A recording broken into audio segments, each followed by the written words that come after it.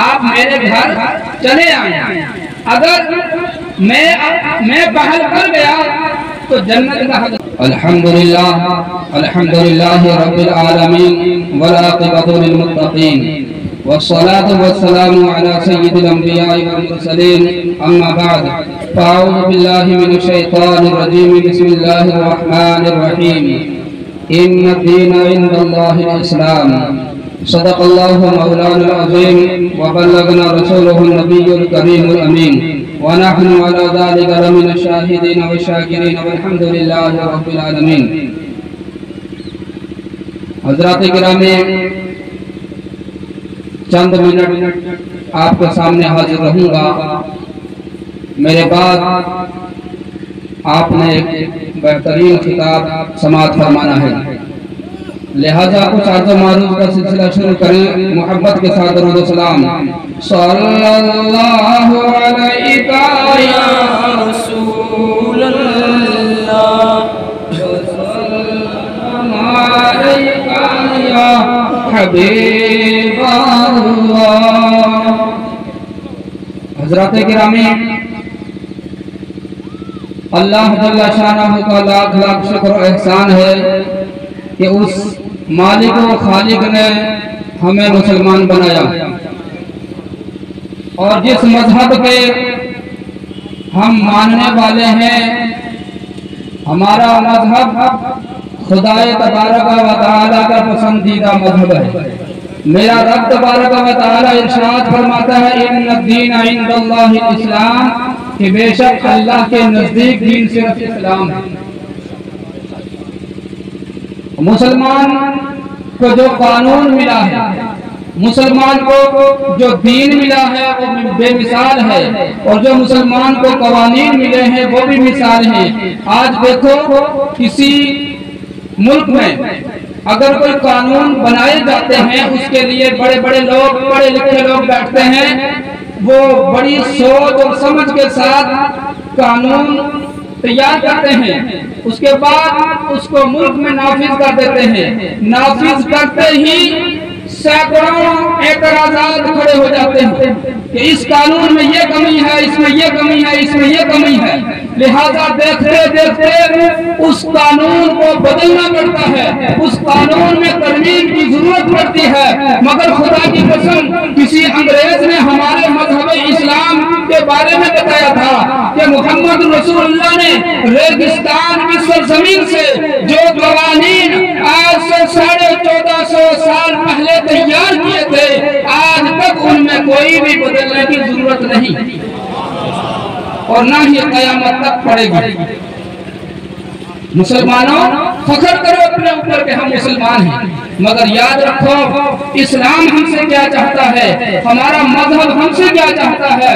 ہمارا مذہب ہمیں پستی سے بلندی کی طرف لے جانا چاہتا ہے، ہمارا مذہب ہمیں بے راہ روی سے نجات دلانا چاہتا ہے۔ حضرات گرامی، وہ ہمارا وہ مذہب ہے کہ جس نے تمام برائیوں کا خاتمہ کر دیا، جس نے تمام برائیوں سے اپنے ماننے والے کو روکا ہے۔ آج ہمارے معاشرے میں دیکھو، مسلم معاشرے میں دیکھو کہ کتنے خرافات جنم لے چکے ہیں۔ آج جھوٹ دیکھو مسلمان میں عام ہے، غیبت دیکھو مسلمان میں عام ہے، چغل خوری دیکھو مسلمان میں عام ہے، شراب نوشی دیکھو مسلمانوں میں عام ہو رہی ہے، بہتان تراشی دیکھو مسلمانوں میں ہو رہی ہے، گھمنڈ و تکبر دیکھو مسلمانوں میں ہے۔ حضرات گرامی، ہم تو مذہب اسلام کے ماننے والے ہیں، اس دین کے ماننے والے ہیں جس کو رب نے پسند فرمایا ہے۔ اگر ہم اس کے ماننے والے ہیں، ان تمام برائیوں سے ہمیں دور ہونا ہے، اور مذہب اسلام ہمیں ان سے دور کر کے رب تبارک و تعالیٰ کی بارگاہ میں پیش کرنا چاہتا ہے۔ حضرات گرامی، میرے نبی صلی اللہ تعالیٰ علیہ وسلم ارشاد فرماتے ہیں کہ جب بندہ جھوٹ بولتا ہے تو فرشتہ اس کی بدبو سے 1 میل دور بھاگ جاتا ہے، جسے ہم نے ایک معمولی گناہ سمجھا۔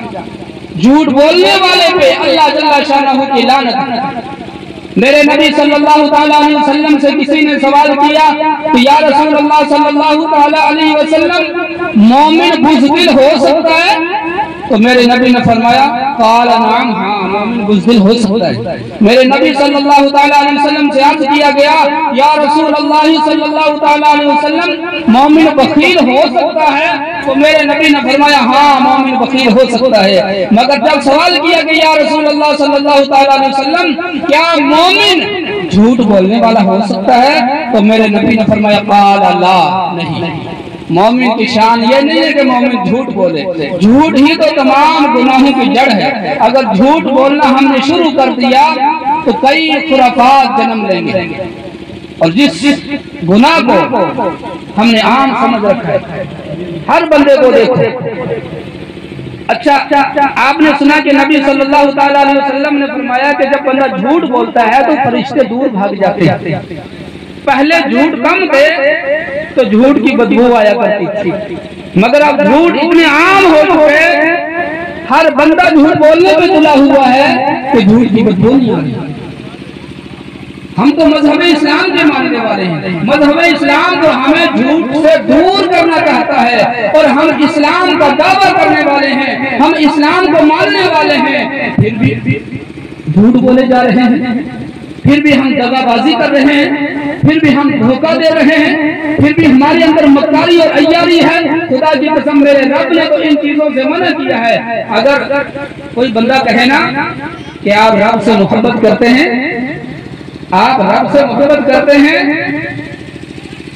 تو ہاں کہنے میں ہمیں خاموش رہنا پڑے گا، کیونکہ جو بندہ رب سے محبت کرتا ہے وہ جھوٹ نہیں بولتا، جو بندہ رب سے محبت کرتا ہے وہ دغا بازی نہیں کرتا، جو بندہ رب سے محبت کرتا ہے وہ اپنے مومن بھائی کو دھوکہ نہیں دیتا، وہ فریب کاری نہیں کرتا، وہ مکاری و عیاری نہیں کرتا، وہ شراب نوشی نہیں کرتا، وہ نماز سے دوری اختیار نہیں کرتا۔ حضرات گرامی، جو بندہ رب سے محبت کرتا ہے پھر رب بھی اس سے محبت کرتا ہے۔ تو اگر پوچھا جائے کیا آپ رب سے محبت کرتے ہیں، اگر ہاں کہا جائے تو جھوٹ، اگر نہ کہا جائے، نہیں کہا جائے تو کفر۔ لہذا ہمیں اپنے آپ میں سوچنا ہے کہ ہمارا مذہب ہم سے کیا چاہتا ہے اور ہم کدھر جا رہے ہیں۔ آج جوا بازی، بڑے بڑے گناہ، بڑی بڑی حرکتیں ہو رہی ہیں۔ اسلام ان حرکتوں سے مسلمان کو، اپنے ماننے والے کو باز رکھنا چاہتا ہے۔ تعلیم کا مقصد، پڑھائی کا مقصد، اداروں کا مقصد یہی ہے، جلسوں کا مقصد یہی ہے۔ اگر ہم نے یہ مقصد حل نہیں کیے، آئے علماء کی بات و نصیحت سنی اور چلے گئے، ایک کان سے بات سنی دوسرے سے نکال دی، تو کیا فائدہ ہمارا جمع ہونے کا، کیا فائدہ ہمارا یہ خرچہ کرنے کا۔ حضرات گرامی، بندہ جو ہے وہ گناہ کر بیٹھتا ہے۔ کیوں کرتا ہے گناہ؟ ملائکہ نے کہا تھا کہ یا اللہ تو ایسے کو خلیفہ بنائے گا جو زمین میں خون ریزیاں کریں گے، فتنہ فساد کریں گے۔ تو رب نے فرمایا انی اعلم ما لا تعلمون، کہ جو میں جانتا ہوں وہ تم نہیں جانتے۔ تو ادریس علیہ السلام کا زمانہ آ گیا۔ ادریس علیہ السلام کی قوم نے گناہ کرنے شروع کیے تو ملائکہ نے اس بات کو دہرایا۔ ملائکہ نے عرض کی مولا ہم نہ کہتے تھے کہ یہ لوگ گناہ کریں گے؟ تو میرے رب نے فرمایا اے ملائکہ، میں نے انہیں دو چیزیں دے رکھی ہیں جس کی بنیاد پر یہ گناہ کر بیٹھتے ہیں۔ وہ دو چیزیں کیا ہیں؟ ایک ہے غصہ اور دوسری شہوت۔ ملائکہ نے عرض کی یا اللہ اگر یہ چیزیں ہمیں مل جائیں، ہمیں بھی جائیں تو ہم گناہ نہیں کریں گے، ہم گناہ نہیں کریں گے۔ تو رب نے فرمایا آؤ کیوں نہ آزمائش ہو جائے، تم میں جو نیکوکار پرہیزگار ہیں ان کو چن لو، پھر یہ چیزیں ان کو دی جائیں اور آزمایا جائے۔ لہذا ہاروت اور ماروت کا قصہ قرآن پاک میں بھی ہے۔ ہاروت اور ماروت کو چنا گیا، ہاروت اور ماروت کو غصہ بھی دیا گیا اور شہوت بھی دی گئی۔ شہر بابل میں ان کو اتارا گیا۔ کہاں؟ شہر بابل میں اتارا گیا اور وہ عدل و انصاف کرنے لگے۔ ان کا عدل و انصاف ایک مہینے میں عام ہو گیا۔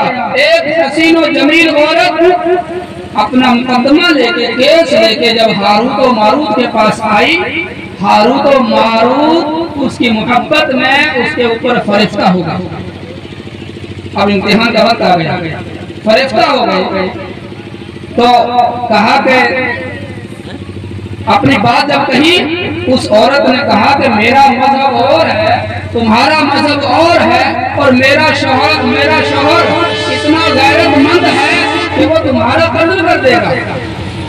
फिर उन्होंने पैगाम भेजा, उसके घर जब पैगाम पहुंचा कि हम आपके घर आना चाहते हैं, उस औरत ने कहा सर और आंखों पर आ जाइए।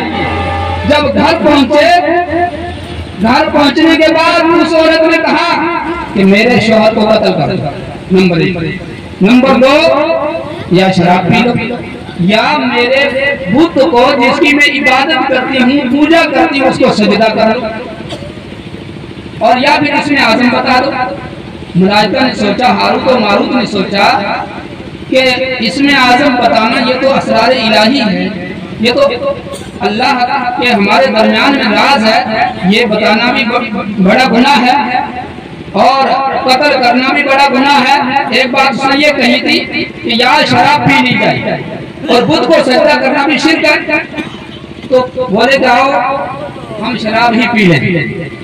क्या फैसला हुआ?